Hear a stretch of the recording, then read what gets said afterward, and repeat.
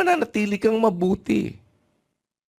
Di ba? Pero halimbawa, sabihin mo, ang ipangangaral mo ba para sabihin mo, ipakilala mong mabuti ka, tama ka, dahil mali yung iba? Dahil ba mali yung iba na ipakita mong mali yung iba? Halimbawa, for the sake of argument, na ipakita mong mali yung iba, does that mean tama ka na? O pareho kayong mali?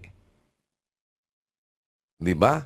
Kasi meron napatutunayan niyang mali yung isa, pero hindi rin naman siya tama. Mali din naman siya. Oh. Hindi naman ibig sabihin nun na masamang tao itong isang tao na ito, na patunayan mo, halimbawa, for the sake of argument, masama yung isang tao, mabuti ka na. Dahil may panuntunan ng kabutihan, kapatid na Rodel, kapatid na Josel. Kung may hindi pa tayo nasusunod, sundin natin. No? Kaya nga halimbawa, merong mga, kayo ganito, kayo ganyan. Di titignan natin. Basta kami, kung aral ng ebanghelyo yan, gagawin namin. Hindi naman kami papatigas ng mukha Sister, hindi po yun maka-Diyos, maka-ano yun, maka-kuya. Kuya sila. Kaya yun ang ano. Kuya. Kasi kuya nga nila, hindi nga marunong yata manalangin Opo, Kung nung upo ba yun, at hindi ko nga narinig na nalangin yan. Makapag ano siya, mga KNP, hanggang ngayon, ang haba-haba nyo pa rin manalangin. At pinagtataka ko, saway ka ng saway sa mga tauhan mo, sa mga KNP mo. Ikaw nga, hindi ka nga marunong manalangin, hindi ka nga nagtuturo kung anong tamang pananalangin. Ituruan mo, paano manalangin? Iparinig mo sa mga buong kapatiran na umiiyak ka na nanalangin, na humihingi ka ng tawad sa Diyos. Hindi ka nga marunong manalangin, tuturo-turuan mo yung mga KNP mo na wag habaan ng panalangin, iba nakatulog na. Dami ko nakakausap na ganyan, sa sobrang haba ng panalangin, nakakaiglit na. Yun pa ba yun? Ay sus ko, patawarin. Yun, ang dami nang lumalabas na mga ebidensya ngayon, sasabihin nila, AI, ano ganun na lang ba kagaling ang AI ngayon? Lahat ng tao na nandoon sa loob, AI yun? Naku, ewan ko lang sa kanila. Gabi nga, napapaniwala daw ako doon. Bakit hindi nila panoorin? Tingnan nila yung mga ebidensya na mga lumalabas bago sila magsabi. Hindi yung dakdak sila ng dakdak, salita sila ng salita na hindi naman daw totoo, paninira lang, mababuti naman daw si kuya, wala naman tinuturong mali. Natural, lahat naman talaga ng kahit nga si Kibuloy, mabuti pa rin ang tinuturo nun Kasi pag-ibig, kahit saan naman na sekta, pag-ibig naman sinasabi. Pero ang tanong doon, pag hindi na nakaharap sa mga kapatid, yun pa rin ba ang ginagawa nila? Tumanda na siya, wala, parang nababaliw na rin siya kasi lumuluhod-luhod na siya doon sa mga diyos-diyosan ng mga asawa niya, napakarami. Yun ang nangyari. Kaya pagka tumanda ka na at magsunod-sunuran ka rin sa asawa mo, ganun din ang mangyayari. Kala niya siguro, dahil mayroon siyang ginawang mabuti, baka sabihin, patawarin naman ako kasi may mga tinulungan naman akong ibang kapatid. Yun lang. Depende na yung Diyos sa kanya kung anong ihahatol sa kanya. Pero pag sinadya mo kasi yung kasalanan, yun ang mabigat Pero kung nagkasala ka na humingi siya ng tawad, mapapatawad siya pero magmatigas siya hanggang mamatay siya, magmatigas siyang panindigan niya yung mga sinasabi niya yan na kasinungalingan. Nako, bahala siya sa buhay niya.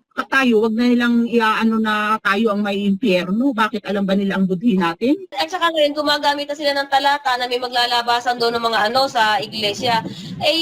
Ang talata nilang ginagamit ay hindi applicable yun ngayon, sa panahon ngayon, hindi applicable yun sa panahon ni DSR, hindi. Nung panahon ni Brad Eli na may liwanag na lahat ay talaga inaakap, wala kang hahanapin, nalabas sa debate, na nasagot sa mga tanong, nung panahon yun, pag ikay lumabas, ibang kahulugan nung panahon yun. Maaring may ginagawa ka or may problema ka. Pero ngayong huling panahon, naglalabasan na iba na yan. Huwag na silang magtalata na, may lilitaw na may nakalagay dito Kung pa isa-isa, ano naman yung kung pa isa-isa, okay lang yun. Talagang ang may problema doon, kapatid. Kasi pa isa-isa Isipin mo sa libo-libong mga member. Libo-libo na rin ang lumalabas. Hindi pananampalataya ang nanggaling sa chismis. Saan ang galing ang pananampalataya mo? Ano bang napakinggan mo at pinaniwalaan mo ang kahit na sinong pinaniniwalaan mo? Saan ang galing? Sa salita ba ni Kristo?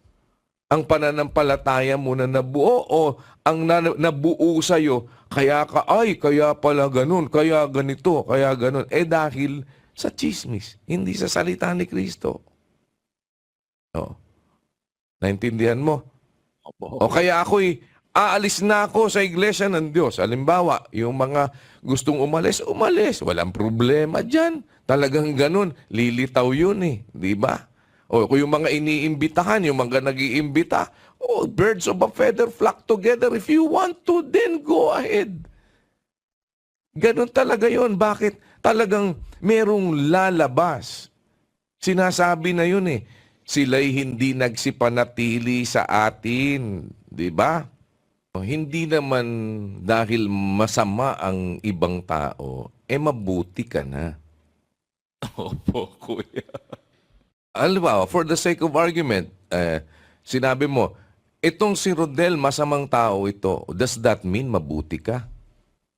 Ang panuntunan ng kabutihan, ayan, kapatid na Josel, nandun sa mga katwiran sa kasulatan. Kahit sino pang maging masama, mananatili ka naman doon sa salita ng ating Panginoong Jesucristo, mananatili kang mabuti. Diba?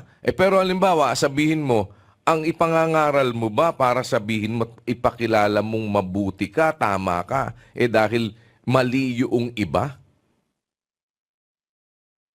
Dahil ba mali yung iba na ipakita mong mali yung iba? Halimbawa, for the sake of argument, na ipakita mong mali yung iba, does that mean tama ka na? O pareho kayong mali? Di ba? Kasi meron napatutunayan niyang mali yung isa, pero hindi rin naman siya tama. Mali din naman siya. Oh. Hindi naman ibig sabihin nun na masamang tao itong isang tao na ito, na patunayan mo, halimbawa, for the sake of argument, masama yung isang tao, mabuti ka na. Dahil may panuntunan ng kabutihan, kapatid na Rodel, kapatid na Josel. Kung may hindi pa tayo nasusunod, sundin natin. No? Kaya nga, halimbawa, merong mga, kayo, ganito, kayo, ganyan. Di titignan natin. Basta kami, kung aral ng ebanghelyo yan, gagawin namin. Hindi naman kami magpapatigas ng mukha eh. Di ba? Hindi naman kami magpapatigas ng mukha eh. Ang matuwid, nag-aayos ng kanyang mga lakad. Kaya nga tatanungin mo, yun ba ang ginagawa nyo? Kasi yun ang dapat natin gawin, ano? Whatever it is, pagka yan aral ng ebanghelyo, salita ni Kristo, sinulat ng mga apostol, kahit na sabi nga kapatid na Rodel, yung kung yun ngang sa tao di ba? Sa tao nga, sa utos ng yung batas ng tao, Sabi ng batas ng tao, Duralex sed lex. The law may be harsh, but it is the law. Yun, ang dami nang lumalabas na mga ebidensya ngayon. Sasabihin nila, AI, ganun na lang ba kagaling ang AI ngayon? Lahat ng tao na nandoon sa loob, AI yun? Naku, ewan ko lang sa kanila. Gabi nga, napapaniwala daw ako doon. Bakit hindi nila panoorin? Tingnan nila yung mga ebidensya na mga lumalabas bago sila magsabi. Hindi yung dakdak sila ng dakdak, salita sila ng salita na hindi naman daw totoo, paninira lang, mababuti naman daw si kuya, wala naman tinuturong mali. Natural, lahat naman talaga ng kahit nga si Kibuloy, mabuti pa rin ang tinuturo nun Kasi pag-ibig, kahit saan naman na sekta, pag-ibig naman sinasabi. Pero ang tanong doon, pag hindi na nakaharap sa mga kapatid, yun pa rin ba ang ginagawa nila? Hindi mo masasabi yun. Siyempre, pagkaharap mo, plastikan na lang yan. Hindi nila alam ng korupsyon. At saka kasi ang pag-ibig, madaling palawakin yan. Wala nga siyang paksa Ang pag-ibig kasi, madaling palawakin yan. Mag-ibig, mag-ibigan. Habang siya umiibig na siya sa sanlibutan, ayun yun. Habang siya nagdidevelop na kayo. Sabi ko naman, okay lang yan. Sabi ko ganun. Bukas makalawa, hindi natin alam. Pagtulog natin, magigising pa ba tayo? O hindi na tayo magigising? O sabi ko, baka humaba yung buhay niya, 10 taon, 5 taon. Pero yung kaligayahan na tinatamasa nila ngayon, kung meron man silang bilyones ngayon, may mga mansyon, hindi naman nila madadala yan Pero yung kaparusahan, yun ang isipin nila habang buhay yun. Habang buhay yung nakaparusahan. Doon sila matakot. Alam mo sis, alam na po nila yan, sister. Alam po nila yan, yung mga sinasabi niyong yan. Ang masama lang kasi, nagbago nga ang puso nila. Parang naano na sila ng kadiliman. Kumbaga ni Satanas, parang napuspos na ni Satanas yung kanilang yung kanilang pagkatao, puso. Wala na. Ang pinakikita na lang niya ni DSR, lutang na lang, mga paimbabaw na lang. Kasi syempre, dapat siya magsalita ng maganda sa harap ng maraming tao, ganun. Pero yung puso niya at saka kalooban niya, nag-iba kasi gawa din naman niya, kapatid. Kaya nagkaganon. Kasi nga, ang pinili niya, itong bagay na nasa sanlibutan, ginawa niyang Panginoon. So, ang nangyari sa kanya, turing pa naman siyang mangangaral, ganyan na nangyari, nabusog siya. Hanggang sa yung unawa na wala na sa kanya. Tapos yung mga tinatangkilik niyang bagay na bagay, napuspos ngayon ni Satanas, kasama yung puso niya. Ayun na nangyari dyan. Kaya, sister, alam niya po yan. Kaya lang, siya'y lutang, anong tawag doon? Parang, Wala na sa sarili. Wala na sa sarili. Parang Nalulog sabi ko siya. nga, yung si King Solomon, si King Saul, kasi si King Saul yung unang hari naging baliw yun. Naging baliw siya bago siya namatay. Anointed din yun eh. Pinili rin yun ng mga propeta eh. Pero ang nangyari sa kanya, dahil sa ganyan, nabaliw siya, hindi niya kinaya yung naging kaparusahan niya.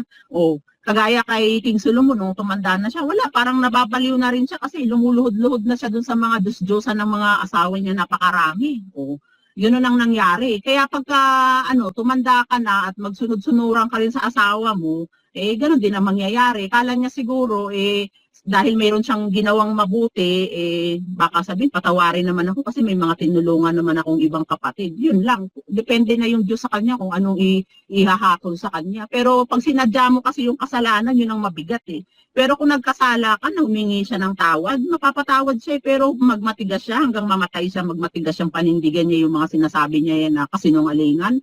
Nako, bahala siya sa buhay niya. Tayo naman, di naman tayo takot mamatay dahil alam naman natin sa budhi natin, wala naman tayo yung nagrabyadong tao. Namuhay naman tayo ng simple, kumakayod naman tayo sa ating pinagpawisan. Nakakatulong naman tayo sa kapwa-tao natin kahit maliit lang sinasahod natin. Siya, sino ba nagpapasahod sa kanya? Baka mamaya yung kayamanan niya, hindi naman sa pinagpaguran niya. Hindi ko lang alam. Kasi kung bilyones na ang pera mo, hindi natin alam yun kung saan na nagaling yan. Di ba? Konsensya niya na yun. Hindi naman niya madadala yan kahit isang 5 dyan.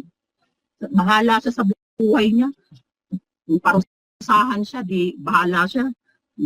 Lang, tayo, wag na nilang iaano na tayo ang may impyerno. Bakit alam ba nila ang budhi natin? Si Snake, naka-unmute ka ulit. Teka, wait. Oo nga po. Hindi, pinapatay ko po kasi. Hindi, sis, at saka ngayon, gumagamit na sila ng talata na may maglalabasan doon ng mga sa iglesia. Ang tilaka nilang ginagamit ay hindi applicable yun ngayon sa panahon ngayon, hindi applicable yun sa panahon ni DSR, hindi.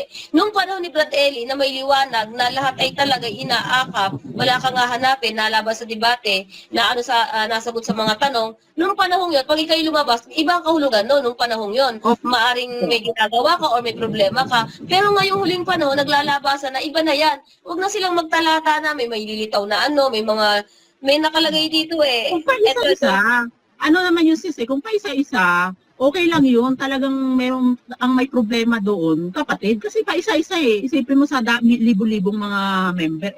Libo-libo na rin ang lumalabas. Hindi naman tayo pa isa-isa lang doon pa lang mag-isip sila. Kaya nga hindi na yan sila sarado na kasi kung ano na lang sabihin. Black agad. O wag na kayong manood dyan kay Badong, o wag kayong manood kay Paano mo ngayon makukumpara kung sino nagsasabi ng totoo? Kasi dapat maging sila, maging fair sila, maging pata sila. O si Brad Eli noon, pakinggan nyo lahat. Naabutan ko, sinasabi ni Brad Eli ngayon. Hindi ko binabawalan ng mga kapatid kahit saan sila makinig. Ikumpara nila kung sino nagsasabi ng totoo. Ngayon, black agad. Kasi natakot siya dahil maaari yung kapatid, pag nakapakinig, ay tama pala yung sinasabi ng kapatid. Doon siya natatakot. At saka pag nanood sila, halimbawa, sister, may manonood. Halimbawa ako manonood. Halimbawa ako kaanib pa. Mahirap din sa kanila, pagka nanood sila, baka may kapamilya silang kaanib, bigla silang maging closet. May ganun ako nakausap, biglang naging closet. Ngayon, may pamilya sa loob, may mga kapatid, may kaanak, may naakay pa. Di nagbiglang nag-closet nung napanood lang si Badong. Si Badong pa yun, ha? Tapos, eto naman, sister, nung ako naman ang napanood, nito lang, kailan lang, nag-exit na. Ang bilis, hindi siya dumaan sa closet nung ako napanood yung nagsasalita sa live. Talagang yung sinabi, talagang nakuha niya po. Sabi niya, sis, ayan ang hinahanap ko, yung sinasabi mo, yan ang hinahanap ko. na marinig. Tumama sa budhi niya, ay nag-exit yun, hindi dumaan sa closet. Ilan po yun? Sa awa ng Diyos Ayun. talaga lumabas. Kasi marami na ngayon nakakaramdam. Lalo pag ikaw ay talagang nakikinig. Mararamdaman mo sa sarili mo. Kasi ako hindi naman kita kilala personally. Si Brad Bado hindi ko kilala. Lahat ng mga kapatid nagse-exit. Kasi buhay namin dito lang OFW, lokal, ganyan. Pero nung nararamdaman ko, sino ba ang kaaway niya? Bakit siya nagpaparinig? Sino pinariringgan niya? Kasi ako ayoko ng ganun eh. Kung ang pinunta ko doon sa church, gusto ko makakinig ng aral kasi doon ako naanid dahil sa aral. Wala nang aral. Paulit-ulit na lang yung aral. Ilang taon na po na lang pag-ibig. Wala nang sustansya. Para ka na lang laging kanin na tinutubigan na lugaw. Parang gano'n na lang yung isoservice sa'yo. Magsasawa ka. Tapos may ipaparinig. Parinig ng Ay, ano, parinig. sis, may tawag po doon yung sa ulan, parang wala siyang dalang ulan. Yun. Ayun po yung, iba na po yung sinasabi, wala na po tayo kasi magagawa dyan, sister. Marami na rin pong na ganyang, sinabi, wala tayong magagawa dyan. Kasi nga, sister, may panatiko yan. Ngayon, kung sila'y talagang, ng Diyos, kasi bukuda na nga po yan eh. Talagang sasalain na yan eh. Sasalain na yan kung sino yan. Dalawa lang naman yan, sister, kahiyahayaman sa mga nasa kabilang panig. Dalawa lang yan, tupa at saka kambing. Ayan lang yan. So ngayon, maglalabasan dyan talaga yung bayang tinawag. Tatawagin yan. Kaya hindi pwedeng magkaroon ng talino at unawa yung kabilang yan eh. Kasi ang Diyos ang nasa labas eh. Siya ang tumatawag sa labas. Siya ang pinakapuno mo sa labas. Paano gagaling yan nga sa kabila ni DSR? Sige nga, kaya wag na kayong maghanap. Ayan talagang hahanapin nila. Yan talagang, si DSR talaga paniniwalaan nila. Ayan ang tinasabi ng tiwalang tao yan eh. Yan ang tiwalang tao. Okay lang yan. Sabi ko naman nga, okay lang naman kung talagang inosente. May iba kasing kapatid talagang totally blanco. Wala silang alam. Lalo na may iba mahina ang pangunawa. Wala silang napakinggan, okay lang yan dahil sa budhi naman nila yung pagtulong nila doon, paggawa nila ng mabuti, talagang sa kalooban nila, accepted naman ng Diyos yun, kumbaga nauunawaan ng Diyos yun, kasi nga ang Diyos naman kako sa puso tumitingin natin eh. Alam naman ng Diyos kung dinadaya natin ang ating sarili o hindi eh. Halimbawa, nasa loob sila, nararamdaman na nila sa puso nila, ay may mali. Nakakakutob ka eh. Siyempre magre-research ka. May iba namang kapatid, talagang mahina ang pangunawa. Hindi tama yan si kuya. Wala naman siyang narinig. Nag-aabuloy siya. Biktima na nga siya eh. Biktima, i-impyerno pa ba ng Diyos yun? Siyempre kaawaan yung kapatid na yun kasi biktima din siya eh. Hindi niya alam kung anong nangyayari. Kumbaga na-trap din siya doon sa loob. At yung iba naman, hindi natin alam. Siyempre may kagaya ng mga OFW, lahat ng kamag-anak nila sa Pilipinas, asawa, anak nila. Ngayon, kung lalabas siya, siyempre, pinoprotektahan niya rin yung asawa at mga anak niya dahil pwedeng kausapin doon ng manggagawa sa Pilipinas. I-block mo na yung asawa mo at laban na sa mga ngaral. Siyempre, sobrang sakit yun bilang ina na ibablock ka ng asawa mo ng anak mo dahil sabi mo, masamang diwa na yan. May mga ganun kasing sitwasyon eh. Ang nakakaalam na lang ako doon, Diyos. Sa totoo lang, ayokong magsalita. Pero nasagad talaga ako nito eh. Kasi sasabihin ba, matigas ang mukha. Patunayan yung anong pinatigas ng mukha ko. Sinong inagrabyado ko dyan sa loob para maging matigas ang mukha ko? Lumalabas nga ako. Papakita nga ako ng mukha. Hindi nga nakalak ang profile ko eh. Hindi nga ako nagsasalita ng kahit kaninong kapatid na masama ang kapatid. Ganito, wala akong sinasabi. Pero may kapatid na nagsasabi na matigas daw ang mukha ko at duwag.